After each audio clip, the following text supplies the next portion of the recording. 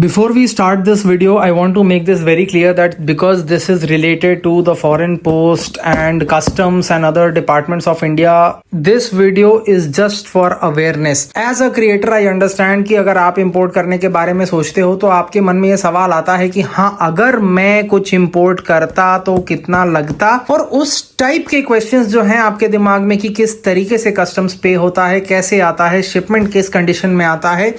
For that, I am creating this video. I am attaching a very detailed disclaimer in the pinned comment of this video. So I absolutely do not want anyone to come later. क्योंकि ये मैं बोल के भी clear कर देता हूँ, customs fixed ऐसे नहीं होते हैं. They depend on a lot of different factors which you can check online. Weight होता है, टाइप ऑफ शिपमेंट होता है, सिटी पे भी डिपेंड करता है, डिक्लेयर्ड वैल्यू पे डिपेंड करता है. So it is very difficult to say कि जस्ट बिकॉज इस वीडियो में मैं आपको बता रहा हूं कि हाँ, या एक्स अमाउंट का इतना % मुझे कस्टम पे करना पड़ा, जरूरी नहीं है आपको भी उतना करना पड़े. हो सकता है बिल्कुल भी नहीं करना पड़े, हो सकता है इसका आधा करना पड़े, हो सकता है इसका 10 गुना भी करना पड़े. तो what ever happens will be between you and the customs department. This video is just my personal experience कि हाँ, मैंने कुछ मंगाया, ये मेरा जो शिपमेंट आया उसकी वैल्यू कितनी थी, कस्टम्स कितना लगा, that's it. Hope this is enough of a disclaimer for you to avoid all sorts of future conflict. Now let's begin the video. And right now here you can see it's written Foreign Post Delhi, विदेश डाक दिल्ली. अगर आप हिंदी या English समझते हो, आप ये बात जानते हो कि फॉरेन पोस्ट का मतलब है कि ये पार्सल फॉरेन से आया है, it has come from abroad. And usually the thing about me is कि 99% ऑफ द टाइम मैं अपनी किसी फ्रेंड को ये टास्क डेलीगेट कर देता हूँ कि भाई कोई भी सामान मंगाना है तो तुम मंगा लो, फिर भेज देना मेरे घर पे. इस बार ये post I had directly imported, so I will show you. First of all I will show you this taping क्यों की हुई है वो भी मैं आपको दिखा देता हूँ. Because there are chances that this box was opened by customs.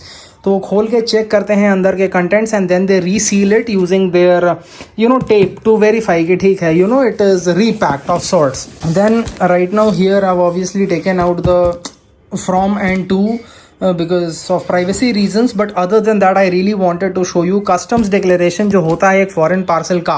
अगर आप अपने फ्रेंड के थ्रू मंगा रहे हो, अपने रिलेटिव के थ्रू या किसी सेलर के थ्रू, तो किस तरीके का होगा, क्या होता है, कितना कस्टम्स लगा, मोस्ट इंपॉर्टेंटली वैल्यू क्या है शिपमेंट की और कस्टम्स कितना लगा. So let's have a look at it. First let's look at this is अपना ये जो जिसके थ्रू होते हुए आया है. दिस इज़ स्वीडन का एक पोस्ट ऑफिस जहाँ का ये एड्रेस है.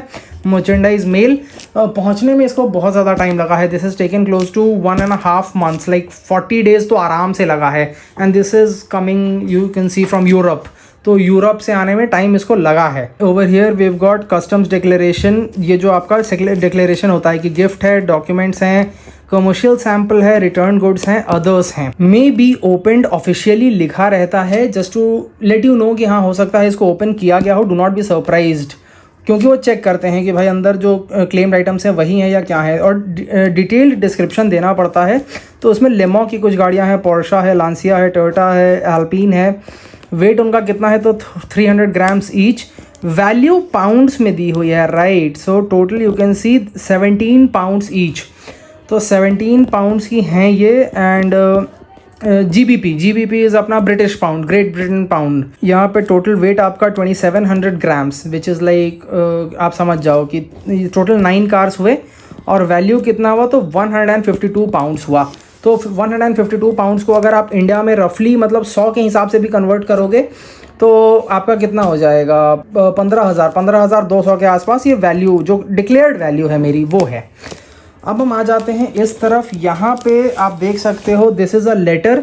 जब पार्सल आपके घर पे पहुँचता है तो इस लेटर के साथ आता है date, stamp, office of exchange, BCD plus cess जो लगा है वो लगा है 1320 रुपये. GST जो होता है वो लगा है 3730 रुपये. पोस्टल फीस 100 रुपये. टोटल 5150 रुपये. तो आप समझो कि मान लो मैंने 15,000 की गाड़ियाँ ऑर्डर की, 5,000 रुपये मेरे सीधा सीधा उसमें कस्टम्स चले गए. अब आप परसेंटेज निकालोगे तो एग्जैक्टली कितना आ रहा है आप मुझे कमेंट करके बताओ. Although I think it is close to 30%, right. तो 30% आपको सीधा सीधी कस्टम में देना पड़ा. And shipping fees is extra. तो मान लो 2,000-2,500 इंटरनेशनल शिपिंग के लगे तो टोटल आपको ये 15,000 की गाड़ी पहुँचते पहुँचते 22,500 की पड़ी. तो मान लो 9 गाड़ी है तो हर एक गाड़ी पे 800-900 रुपया 800 रुपया एक्स्ट्रा आपको देना पड़ गया just because of customs and shipping and all of that. Signature of post master, supervisor, warehousing charge, ये सारे इसमें डिटेल्स दिए रहते हैं। यहाँ पे ध्यान देने वाली बात है कि if the addressee is aggrieved at the amount of customs duty, जैसे मान लो मैं बोल रहा हूँ नहीं 5000 बहुत ज़्यादा है, मेरे पार्सल में 5000 नहीं लगना चाहिए। He should request the local delivery post office in writing to return the parcel for reassessment, stating specifically the grounds for reassessment। जैसे मान लो मेरा कहना है कि नहीं आपने इसको 30% पे चार्ज किया, बट मेरा ऐसा प्रोडक्ट है, मुझे मालूम है कि इस प्रोडक्ट का 10% ही लगता है, तो आप कंप्लेन कर सकते हो रिटर्न में कि प्लीज़ इसको रीअसेस करो। अब दूसरा क्या है कि आप वापस भेजोगे, फिर वो रीअसेस होगा, फिर आएगा, तो उसमें टाइम वगैरह भी बहुत ज़्यादा लगता है। If it is fair, like इसमें 30% लगा है and you find this to be fair, then you can easily accept it. तरीका मैं बता देता हूँ। पोस्टमैन आता है, पोस्टमैन ये पार्सल लेके आएगा और ये बिल लेके आएगा, बोलेगा कि आपका ये फॉरेन से शिपमेंट आया है, 5150 रुपये की कस्टम्स ड्यूटी है, यू नीड टू पे दिस टू टेक डिलीवरी। अगर आपके पास ये पैसे नहीं हैं या आपको लगता है ज़्यादा हैं, तो फिर आप इसको फोरफिट भी कर सकते हो, फिर ये कस्टम्स वालों का हो जाएगा। उसमें मतलब you know like you can just simply reject it. यहाँ पे एक और लिखा है कि and no claim for reassessment of customs duty is considered unless the parcel is return to the post office अनओपेंड।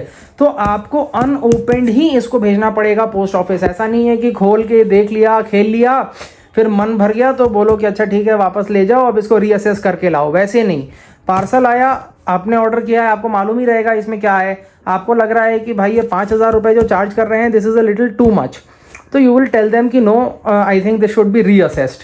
I am not really sure आप में से कितने लोग इंपोर्ट करते हैं या नहीं करते हैं, late me no in the comments. और अगर आप करते हो तो आपको ये वीडियो कितनी हेल्पफुल लगी, कि मतलब जैसे ये जो फॉरेन पोस्ट दिल्ली का, इसमें आपको ये टेपिंग वगैरह मैंने दिखाई, मैंने आपको प्रॉपर फुल ट्रांसपेरेंसी के साथ वैल्यू दिखाए आइटम्स के, कि किस आइटम का कितना वैल्यू है, क्या प्राइस है उनका, और उस पर मुझे कितना कस्टम्स चार्ज हुआ, साफ साफ मैंने आपको बिल्कुल सामने में दिखा दिया। ज़्यादा डिटेल में नहीं गया हूँ to explain all the nitty ग्रिटीज़।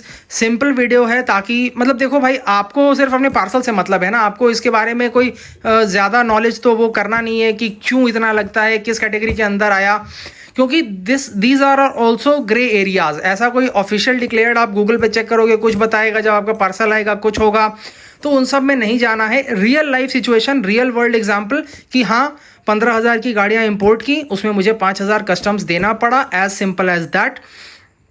Late me know if this video helps you and all the best, happy importing.